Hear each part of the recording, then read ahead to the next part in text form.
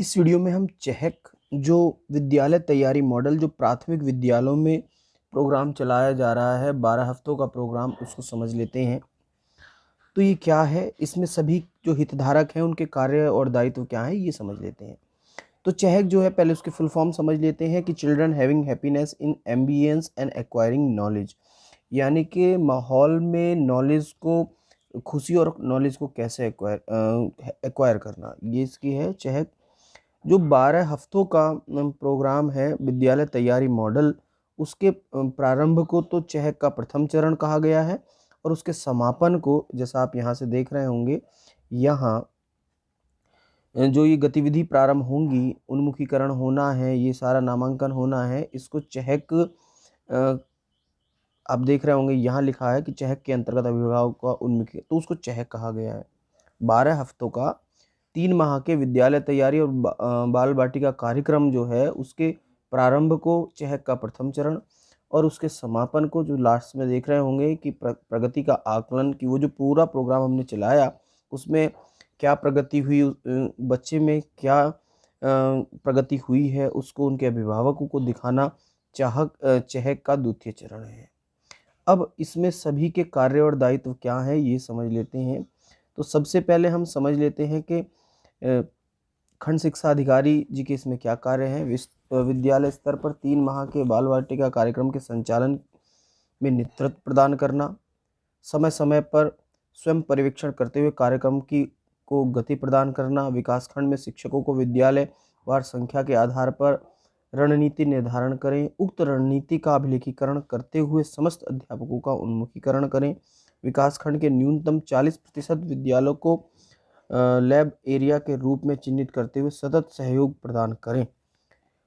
विद्यालय में प्रधान अध्यापक के कार्य दायित्व क्या होंगे, ये जो 12 हफ्तों का प्रोग्राम है, 3 माह का प्रोग्राम है, तो कक्षा 1 के नोडल अध्यापक को गतिविधि कैलेंडर की रंगीन छाया प्रति दिए गए निर्देशों के क्रम में उपलब्ध कराना, स्कूल रेडीनेस से प्रशिक्षित शिक्षक को कक्षा 1 हेतु नोडल के रूप में नामित करना, जो ईसीसी में जो ट्रेनिंग करके आए हैं उनको नामित करना, बच्चों के लिए स्कूल तैयारी गतिविधियों के संचालन के लिए एक संयुक्त योजना तैयार करने में शिक्षक और आंगनबाड़ी कार्यकर्त्री का सहयोग करना, गतिविधि कैलेंडर के लिए आवश्यक संसाधनों के रूप में chart paper, crayons colour, A4 size paper, ream आदि जो है उनको उपलब्ध कराना। इसके लिए CSR का उपयोग का सहयोग लेने के साथ ही स्कूल ग्रांट का प्रयोग करेंगे। आंगनवाड़ी के 5 से 6 वर्ष के बच्चे व कक्षा 1 के बच्चों हेतु बाहरी खेल और स्वतंत्र खेलों की संयुक्त गतिविधियों के लिए उपयुक्त स्थान समय निर्धारण हेतु आंगनवाड़ी कार्यकर्त्री के साथ समन्वय स्थापित करना, शिक्षक एवं आंगनवाड़ी कार्यकर्त्री को मार्गदर्शन एवं सहयोग प्रदान करना, माता पिता से नामांकन और नियमित उपस्थिति के महत्व को बताते हुए घर पर लगातार सहयोग प्रदान करने हेतु चर्चा करना, प्रधान अध्यापक कक्षा 1 का समय समय पर अनुश्रवण करते हुए अनुसमर्थन प्रदान करेंगे। परिसर में अवस्थित आंगनवाड़ी केंद्रों में भी समय समय पर अनुश्रवण करते हुए केंद्र में उपलब्ध विभिन्न संसाधनों के प्रयोग हेतु कार्यकर्त्री को सहयोग प्रदान करेंगे। कक्षा 1 के उन अभिभावकों से लगातार संपर्क में रहेंगे जिनके बच्चे नियमित उपस्थित नहीं हो पा रहे हैं। ऐसे अभिभावकों की काउंसलिंग करते हुए उन बच्चों की उपस्थिति सुनिश्चित करेंगे। तो ये प्रधान अध्यापक के कार्य और दायित्व थे। अब नोडल शिक्षक संकुल के क्या कार्य और दायित्व हैं उसको समझ लेते हैं। नोडल शिक्षक संकुल अपने संकुल के सभी विद्यालयों में यह सुनिश्चित करेंगे कि 12 सप्ताह के गतिविधि कैलेंडर सभी विद्यालयों में किए जा रहे हैं।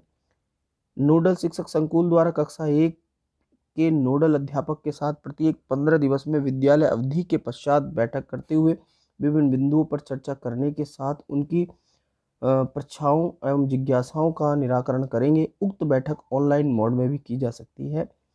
प्रधानाध्यापक के माध्यम से कक्षा 1 में बच्चों की उपस्थिति नियमित कराना सुनिश्चित करेंगे।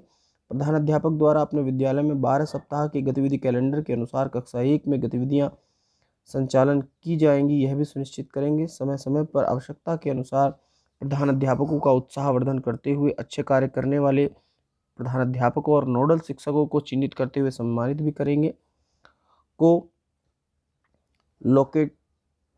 लोकेटेड आंगनबाड़ी केंद्रों में आरंभिक साक्षरता और अंकीय दक्षता की संयुक्त गतिविधियों पर आंगनबाड़ी कार्यकर्त्री और प्रधानाध्यापक का क्षमता संवर्धन करेंगे।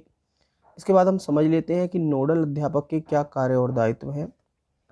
स्कूल रेडीनेस पर प्रशिक्षित नोडल अध्यापक द्वारा कक्षा 1 में 12 सप्ताह के गतिविधि कैलेंडर का संचालन किया जाएगा।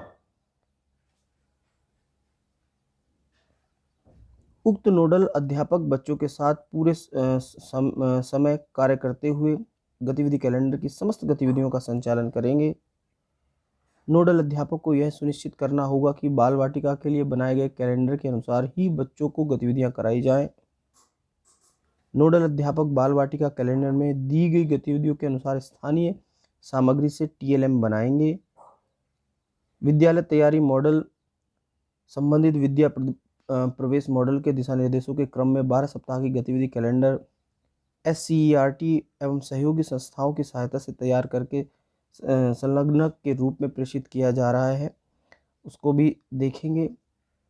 इसके बाद उक्त कैलेंडर को दीक्षा पोर्टल में प्री प्राइमरी के अंतर्गत पाठ्य पुस्तक के अंतर्गत अपलोड भी किया गया है। अध्यापक दीक्षा पोर्टल के माध्यम से भी प्रत्येक सप्ताह के कैलेंडर को चार्ट पेपर पर स्वयं बना सकते हैं अथवा संलग्न कैलेंडर की छायाप्रति प्राप्त करते हुए क्रियान्वयन कर सकते हैं।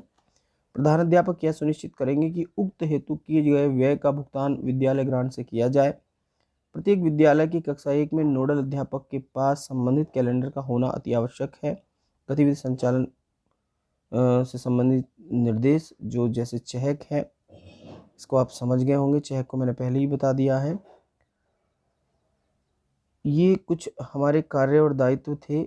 इसमें सभी के कार्य और दायित्व इसमें शामिल हैं। यदि हम कहें मंडलीय सहायक शिक्षा निदेशक के कार्य और दायित्व भी है, इसमें जिला बेसिक शिक्षा अधिकारी के अपने कार्य और दायित्व हैं। ARP के कार्य और दायित्व जो इसको भी हम समझ लेते हैं। ARP 12 सप्ताह की गतिविधि कैलेंडर के संचालन हेतु नोडल अध्यापक की क्षमता संवर्धन हेतु सहयोग प्रदान करेंगे और सहयोगात्मक पर्यवेक्षण सुनिश्चित करेंगे। ARP बाल वाटिका में 12 सप्ताह की गतिविधि कैलेंडर की क्रियान्वयन हेतु संयुक्त गतिविधियों के लिए आंगनबाड़ी कार्यकर्त्रियों के क्षमता संवर्धन में भी सहयोग करेंगे।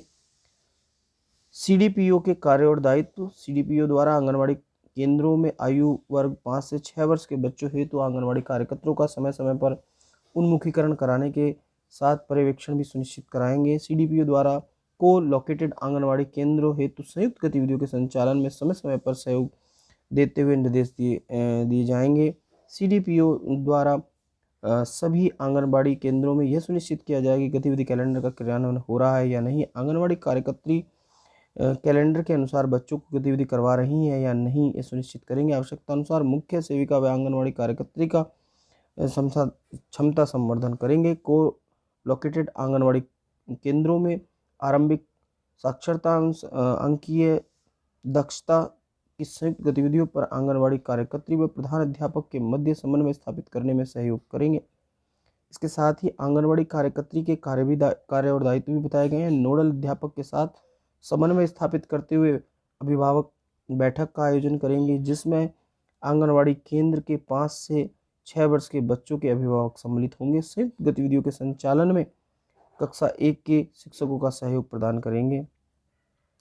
प्रधानाध्यापक और नोडल शिक्षक के साथ संयुक्त नियमित संपर्क और समन्वय बनाकर रखेंगे। ECC दिवस पर प्रधानाध्यापक और नोडल शिक्षक को आमंत्रित करेंगे। ICDS द्वारा दिए गए गतिविधि कैलेंडर के अनुसार गतिविधि करेंगे।